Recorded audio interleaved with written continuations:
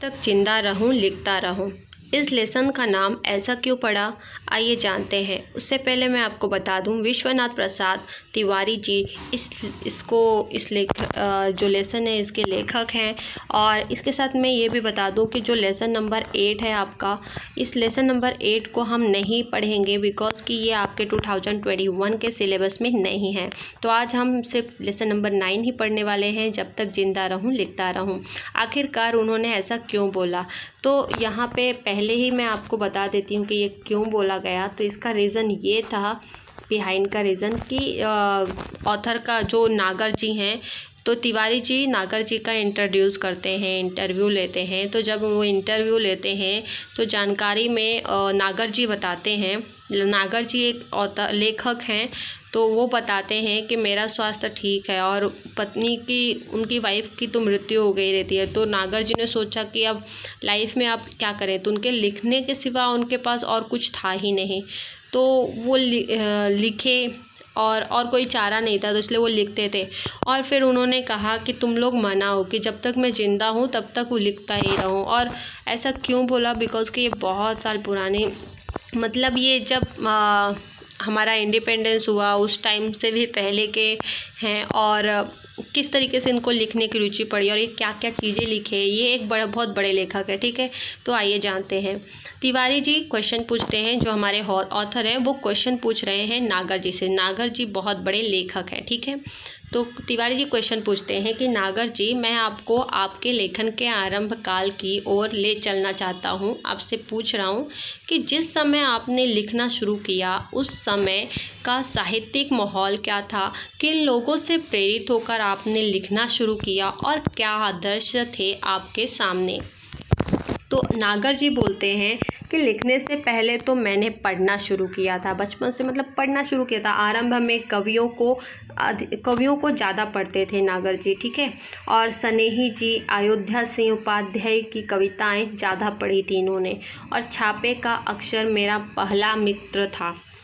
घर में 2 पत्रिकाएं मंगाते थे मेरे पितामह। ये कौन बोल रहा है, नागर जी बोल रहे हैं कि उनके पापा, उनके जो पितामह थे वो 2 पत्रिकाएं मंगाते थे घर पे, एक सरस्वती दूसरी गृहलक्ष्मी। उस समय हमारे सामने प्रेमचंद्र का साहित्य था, कौशिक का था। आरंभ में बैंकिम के उपन्यास पढ़े, शरद चंद्र को बाद में, प्रभात कुमार मुखोपाध्याय का कहानी संग्रह देशी और विलायती 1930 के आसपास पढ़ा। देखो अब ये जो नागर जी हैं 1930 के टाइम के हैं, बताओ।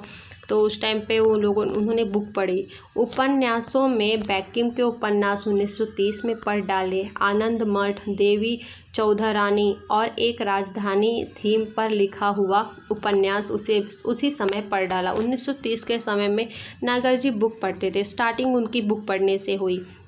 तिवारी जी क्वेश्चन पूछते हैं, क्या यही लेखक आपके लेखन के आदर्श रहे। तो नागर जी बोलते हैं, नहीं, कोई आदर्श नहीं, केवल आनंद था पढ़ने का, मज़ा आता था उनको पढ़ने में। सबसे पहले कविता फूटी साइमन कमीशन के बहिष्कार के समय 1928 से लेकर 1929 में लाठीचार्ज हुआ था।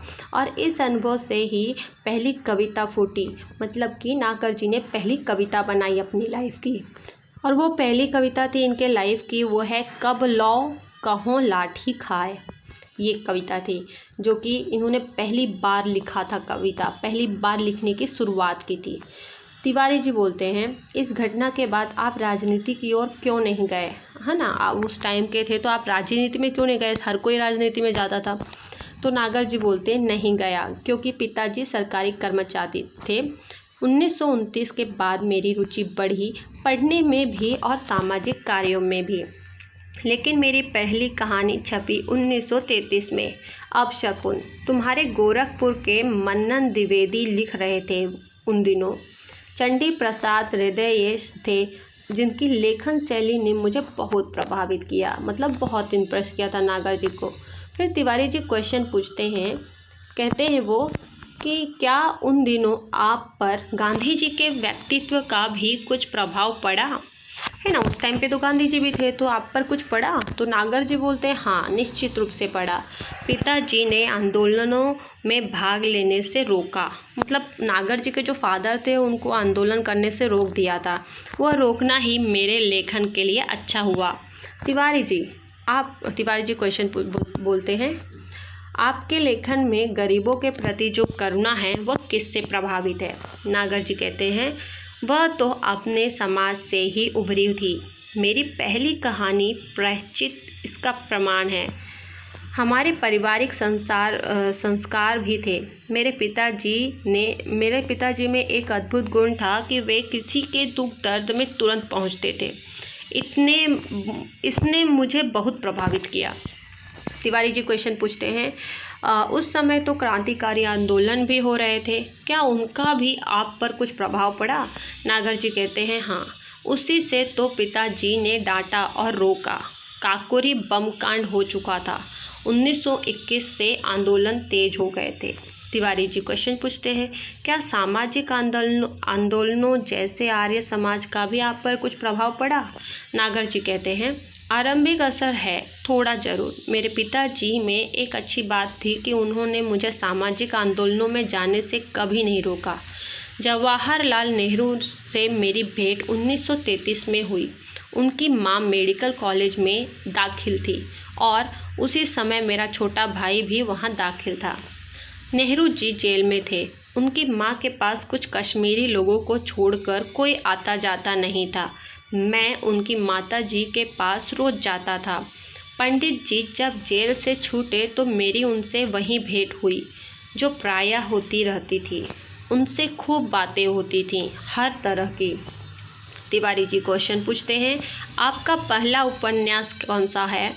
नागर जी कहते हैं पहला उपन्यास लिखा 1944 में, महाकाल, जो छपा 1946 में। बंगाल से लौटकर इसे लिखा था। तिवारी जी, क्या यही बाद में भूख नाम से प्रकाशित हुआ?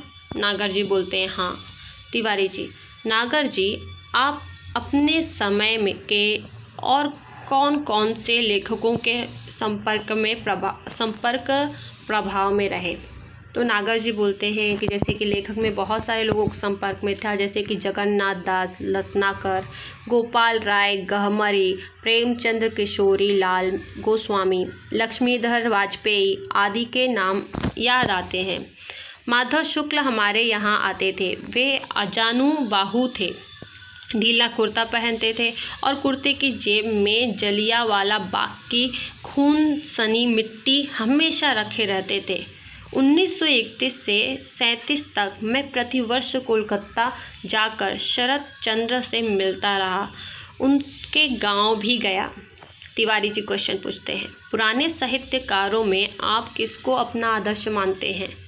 नागर जी कहते हैं तुलसीदास को तो मुझे घुट्टी में पिलाया गया।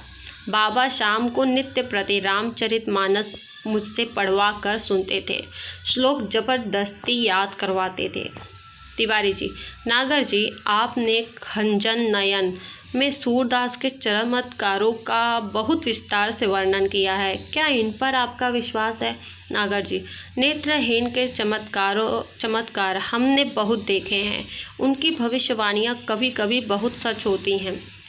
सुरपंचशती के अवसर पर काफ़ी विवाद चला था कि सुर जन्मांध थे, है ना, मतलब जन्म से अंधे थे सूरदास या नहीं। तो सवाल यह है कि देखता कौन है, आँख या मन?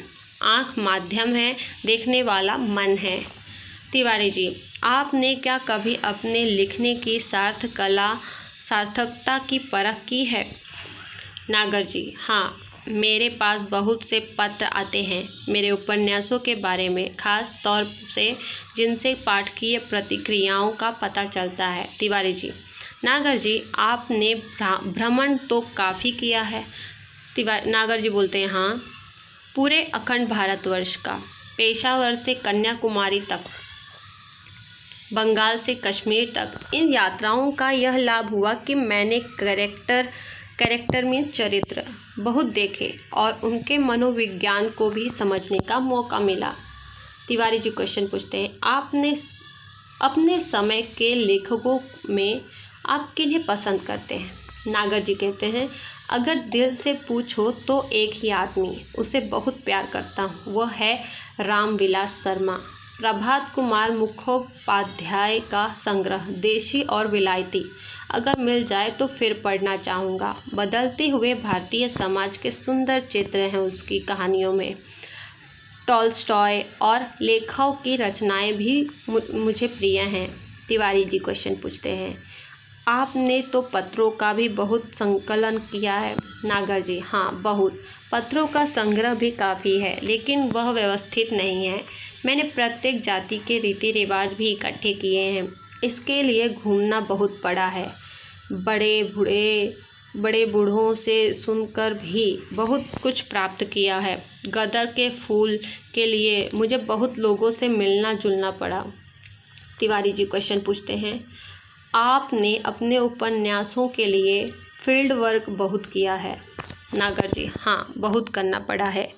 नाचो बहुत गोपाल के लिए तो सफाई कर्मियों की बस्तियों में जाना पड़ा, उनके रीति रिवाजों का अध्ययन करना पड़ा। तिवारी जी, नागर जी, क्या आप मन और प्राण को अलग अलग मानते हैं? नागर जी, हाँ, प्राण को मन से अलग करना पड़ेगा। मन की गति आगे तक है, प्राण को वहाँ तक खींचना पड़ता है। मन एक ऐसा निर्मल जल है जिससे जीवन के संस्कार रंगते हैं। मन प्राण से ही सधता है। तिवारी जी, सुर में आपने मन को ही पकड़ा है।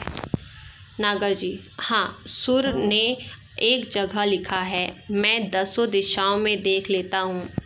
जब पूरी शक्ति एक जगह केंद्रित होगी तो इंट्यूटिव आई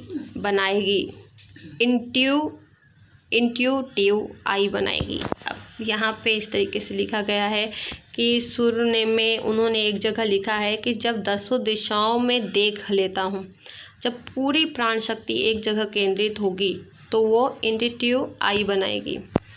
तो तिवारी जी बोलते हैं, नागर जी, हम लोगों ने आपका बहुत समय लिया, बल्कि आपकी उम्र और स्वास्थ्य का भी लिहाज नहीं किया। नागर जी कहते हैं, स्वास्थ्य ठीक है मेरा। पत्नी की मृत्यु के बाद एक टूटन आ गई थी, लेकिन फिर मैंने सोचा कि लिखने के सिवा और चारा क्या है। तुम लोग यह मनाओ कि जब तक जिंदा रहूं लिखता रहूं। एक नाव के यात्री से। अब देखिए यहाँ पे इस तरीके से इसमें लिखा गया है। आई होप कि इसमें लेसन्स में जो तिवारी जी हैं वो इंटरव्यू लेते हैं और किस तरीके से वो आंसर देते हैं। आई होप कि आपको समझ में आया रहेगा। हम लोग इसके क्वेश्चन आंसर भी डिस्कस करेंगे। प्लीज़ कमेंट में हाँ कर दीजिए, हमें डिस्कस करना चाहिए या नहीं करना चाहिए, और वैल्यूएबल कमेंट जरूर दीजिए। मिलते हैं नेक्स्ट वीडियो में।